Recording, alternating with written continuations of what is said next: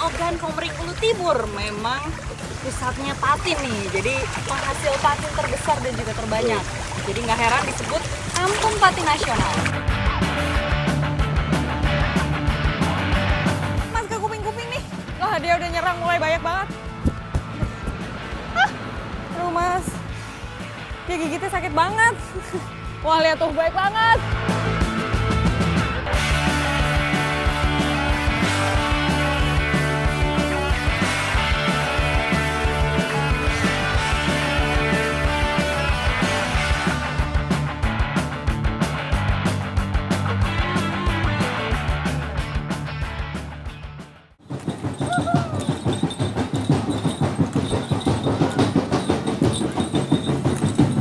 Sayang Pattudo. Tradisi perayaan Hatam Quran dari Tanah Mandar, Sulawesi Barat menjadi awal petualangan saya kali ini. Raut kebahagiaan nampak terpancar dari seluruh keluarga dan masyarakat yang hadir. Bangga menyaksikan anak-anaknya melewati salah satu tahapan penting sebagai seorang muslim. Terlebih dirayakan dalam upacara Sayang Pattudo. Dalam bahasa Mandar berarti kuda menari. Kuda-kuda menari ini adalah tunggangan terlatih dan terpilih. Kuda yang biasa dipakai untuk menari ini memang kuda laki-laki dan usianya sudah 15 tahun ya. Karena kalau laki-laki itu lebih kuat. Kuda dituntun dan diberi instruksi oleh pawang yang disebut sawi. Sementara 4 orang pendampingnya disebut pasarung.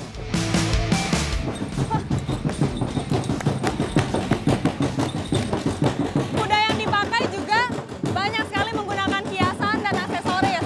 Salah satunya ada bantalan supaya yang menaiki kuda lebih enak duduknya. Sana.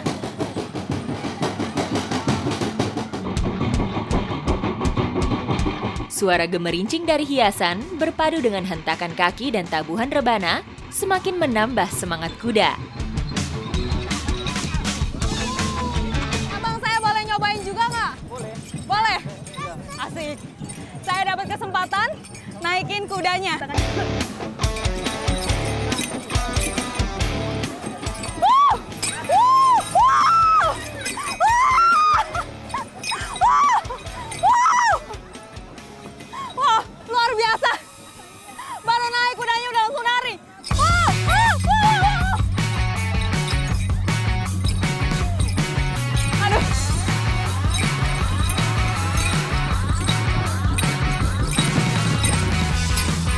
Wah! Wah!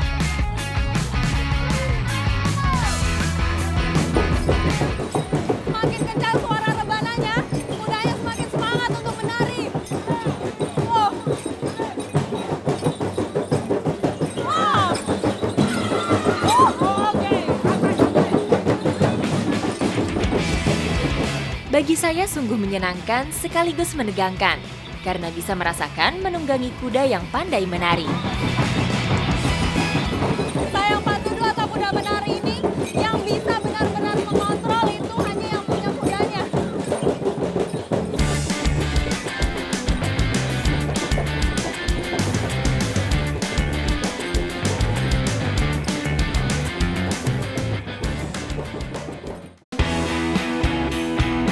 Selesai menunggangi Sayang Pattudo, rangkaian Hatam Quran masuk ke proses selanjutnya, yaitu mendapatkan doa dan petuah dari orang tua.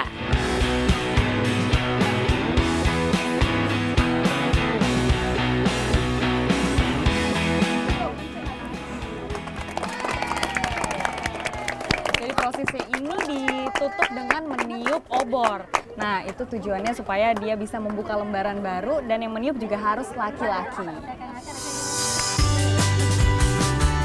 Rangkaian acara kemudian ditutup dengan menyantap sajian yang sudah disiapkan.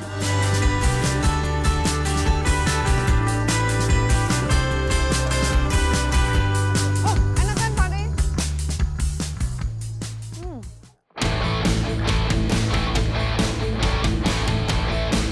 Peran kuda bagi masyarakat Mandar tidak hanya dalam perayaan saja, namun sudah sejak lama melekat dalam kesehariannya.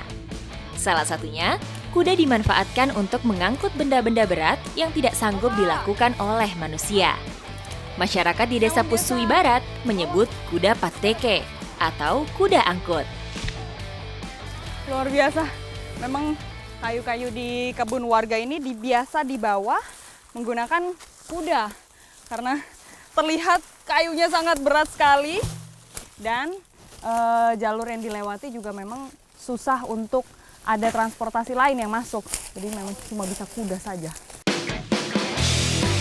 Sejak pagi hari, kuda pateke sudah bekerja membantu tuannya, mengangkut batang kayu dari lokasi yang jauh dari kampung.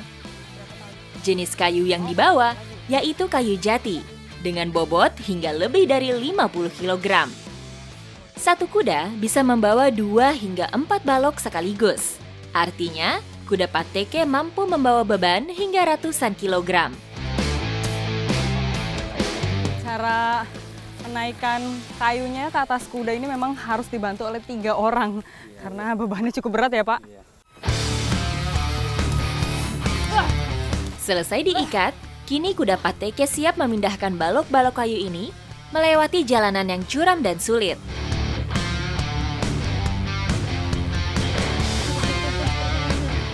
Luar biasa.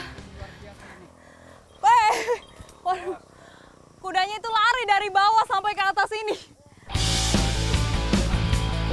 Jalanan menurun sedikit membantu langkah kuda-kuda ini menuju desa tempat kayu-kayu ini akan diolah.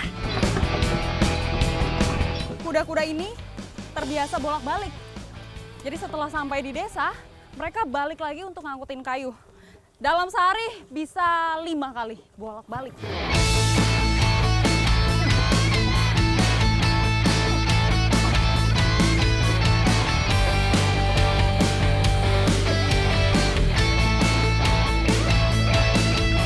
Jadi para pemilik kayu ini memang biasanya menyewa kuda pateke. Terus upahnya kurang lebih sekitar 40.000. Tapi tergantung sih jarak yang ditempuhnya berapa, semakin jauh semakin mahal bayarannya.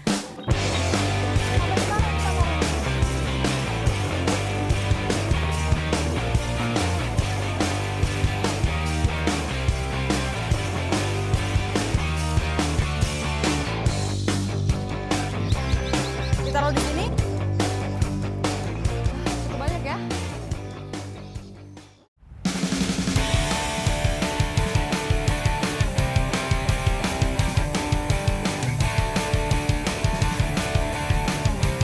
Jewawut, bagi sebagian orang mungkin masih cukup asing.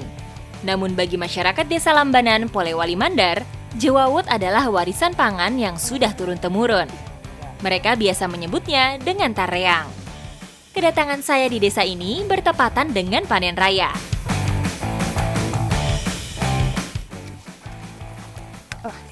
Tumbuhan berbiji monokotil ini memang sudah jarang ditemui. Dan di Sulbar hanya ada 3 desa yang membudidayakannya. Nih saya beruntung nih bisa ikut panen bersama petani-petani yang lain. Ikuti jejak saya, jejak petualang. Sepintas, tareang mirip dengan rerumputan liar, dengan ketinggian tidak lebih dari 2 meter. Batangnya kecil dan berdaun lonjong seperti jagung. Bulir tareang berbulu halus, menggantung di pucuk tangkai. Sedangkan bijinya berukuran kecil, bulat, dan padat. Alat potongnya juga unik sekali, namanya rapan. Jadi di bawahnya itu ada pisau kecil, lalu di atasnya ada kayu yang sudah dibentuk. Nah, cara pakainya juga ada tali yang harus dikalungkan di tangan, kemudian jarinya dijepit di sini. Baru dia bisa mulai potong.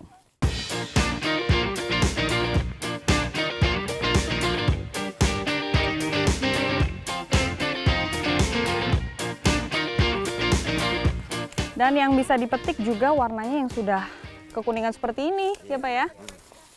Artinya ini sudah matang, berarti udah siap untuk dipetik. Terus bentuknya juga nih sangat kecil banget, mirip seperti gandum, tapi ini lebih kecil lagi. Di sini, panen tareang dilakukan dengan cara beramai-ramai. Karena harus berlomba dengan burung-burung yang juga tertarik dengan kelezatannya. Terlebih, luas kebun ini mencapai 60 hektar. Ini dia hasil panennya. Dan untuk bisa dikonsumsi, memang membutuhkan waktu yang panjang. Dan saya mau bawa dulu ke sana. Ayo Pak!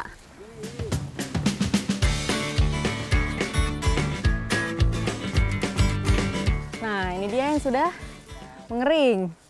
Dari bentuknya aja beda ya, dia udah tua dan udah meliuk-meliuk seperti ini. Proses penjemurannya juga 2-3 hari.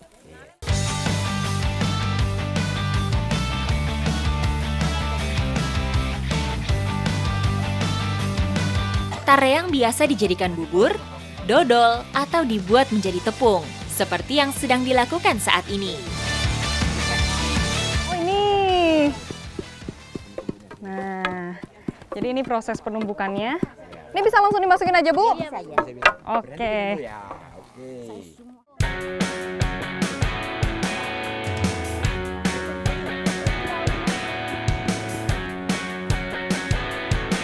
Bu, ini bikin kudapan apa? Jepa. Oh, ini ya. Nah, tadi kalau misalnya sudah ditumbuk lama-lama akan menjadi ini seperti tepung halus seperti ini. Nah, kalau misalnya udah halus seperti ini udah bisa langsung dicampurin ya, Bu? Dicampur ya bisa.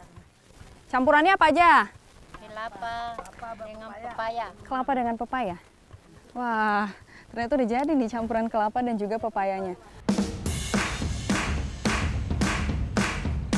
Jepa dimasak menggunakan wajan khusus yang terbuat dari tanah liat dan sudah dipanaskan sebelumnya. Banyak yang menyebutnya sebagai pizza mandar karena bentuknya yang bulat pipi. Jadi jepa ini memang bentuknya mirip seperti serabi. Cuma dia lebih pipih.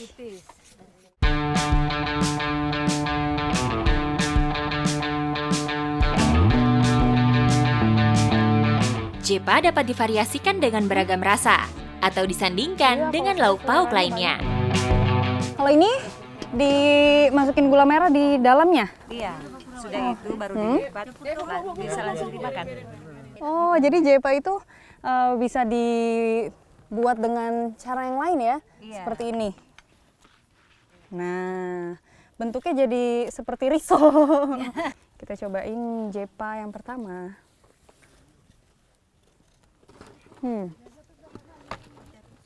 Ini rasanya seperti kue putu karena dalamnya ada gula. Dan dari jepanya ini sendiri, teksturnya memang kasar. Karena ada kelapanya kan, Bu ya? Iya, ada kelapa. Tapi enak banget loh ini dimakan.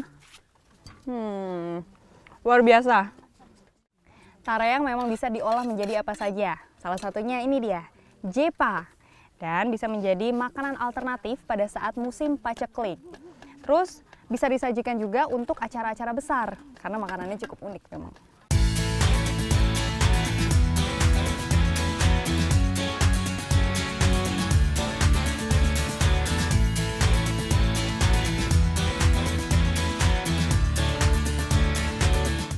Pak, Ibu, sini makan jepa dulu, istirahat. Yuk.